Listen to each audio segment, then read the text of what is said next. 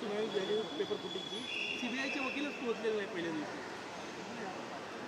Paper फुटीमध्ये स्वतः केंद्रातलं सरकारच त्याला जबाबदार आहे.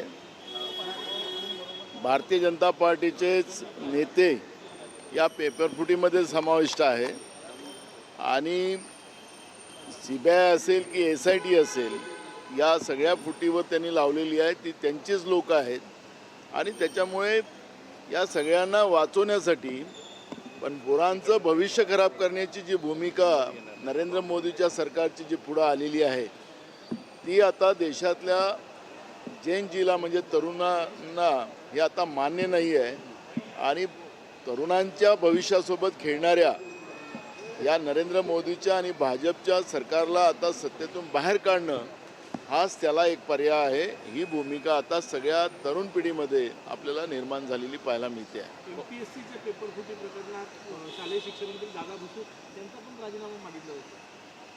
खरं तर फडणवीसांचाच राजीनामा मागितला पाहिजे. ज्या पद्धतीनं एक आश्वस्त भूमिका विधानसभेमध्ये फडणवीसांनी मांडलेली होती की महाराष्ट्रामध्ये या पद्धतीच्या पेपरफुटी होणार नाही, त्याची खबरदारी राज्य सरकार घेणार आणि म्हणून हे दादा भुसेचं एकट्याची जबाबदारी नाही, ही राज्याच्या फडणवीस सरकारची ही जबाबदारी आहे. MPSCच्या परीक्षेमध्ये ज्या पद्धतीनं जो पेपर एका निरीक्षक पदाच्या याच्यामधला जो पेपर होता तो व्हॉट्सअपवर त्याला पेपर फोडण्यात आला आणि त्या पद्धतीची एक तक्रार झालेली आहे. त्या ज्या दोन मुलांनी तक्रार केली त्या तक्रारकर्त्यांवर आता सरकारने दबाव आणण्याचं काम सुरू केलेलं आहे.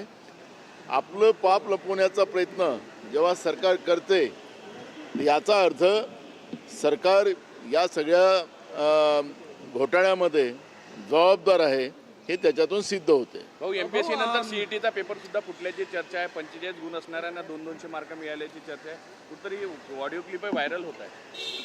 मी मगाशी म्हणालो की CETचा असो, MPSCचा असो, नीटचा असो, हे जेवढे काही परीक्षा आता जेव्हा घेतल्या जातात आहेत त्या परीक्षामध्ये या सगळ्या तरुणांच्या भविष्याबरोबर खेळण्याचा जो प्रयत्न सरकारने सुरू केलेला आहे तो आपल्याला निदर्शनास आलेला आहे.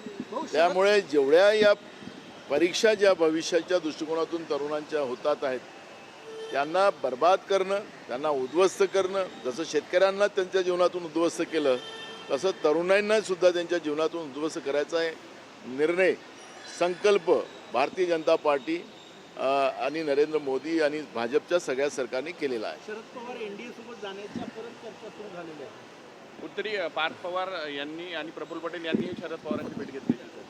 बघा, मला असं वाटतं की आज आमच्यासमोर कोण कोणत्या पक्षात चाललेला आहे याच्यापेक्षा देशातल्या तरुणांचा जो आज प्रश्न ऐरणीवर आलेला आहे, ज्या पद्धतीनं आंदोलनकर्त्यांवर AK-47च्या माध्यमातून गोळ्या चालवल्या आल्यात, पॅलेटच्या माध्यमातून गोळ्या टाकण्यात आल्या आणि त्यांना आतंकवादी आणि नक्षलवादी, शहरी नक्षलवादी घोषित करण्याचा जो प्रयत्न जो केला गेलेला आहे त्या गोष्टी आता आमच्यासाठी महत्त्वाच्या आहेत. शेतकऱ्यांनी आंदोलन केलं तर त्याला आतंकवादी म्हणायचं, आंदोलनजीवी म्हणायचं. तसंच आता तरुणांनासुद्धा त्या पद्धतीनं आतंकवाद आणि नक्षलवादी म्हणण्याचा प्रयत्न जे सरकार करते आहे ते आमच्यासाठी महत्त्वाचा प्रश्न आहे. दिल्लीत जे CJPचं आंदोलन झालं होतं त्यामध्ये गुन्हे सुद्धा दाखल झालेले आहे, ते मागे घेण्याची मागणी होत आहे. दुसरीकडे पोलिसांनी जी चौकशी केली त्यामध्ये 2800 पेक्षा जास्त जे आहे सराईत गुन्हेगार, गंभीर गुन्हे असणारे लोक समावेश झाल्याची चर्चा आहे. त्याच्यामुळे मागणी होत आहे की गुन्हे मागवावे. पण या सगळ्यांचं काय? खरं तर नरेंद्र मोदीच्या सरकारवरच गुन्हे दाखल झाले पाहिजे. हे आंदोलन त्यांच्या चुकीमुळे झालेलं आहे.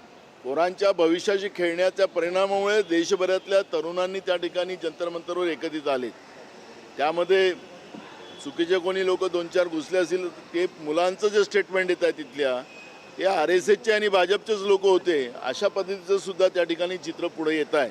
त्यामुळे त्या आंदोलनाला काळीमा लावण्याचाही प्रयत्न RSS आणि भाजपकडून झाला असा आरोप मोर्चेकरी जे आहेत ते त्या ठिकाणी सांगतात आहेत. शरद पवार NDA के साथ जाने की चर्चा फिर से शुरू हो गई है. कांग्रेस के नेता के नाते क्या कहेंगे? देखो, हमें आज वो इशू हमारे लिए महत्व का नहीं है, कौन कौन से पार्टी में जा रहा है आ रहा है।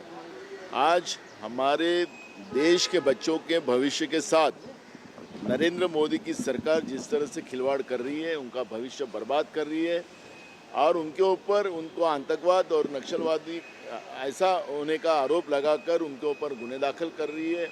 AK-47 से उनके मोर्चे में उनको AK-47 से गोलियां मारी गई है, पायलट से गोलियां मारी गई है।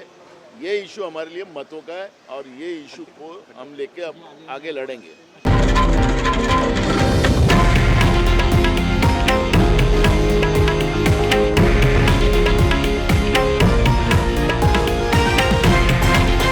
हे आहे देशातील नंबर 1 न्यूज नेटवर्क आणि आपण पाहत आहात TV9 मराठी, एकमेव।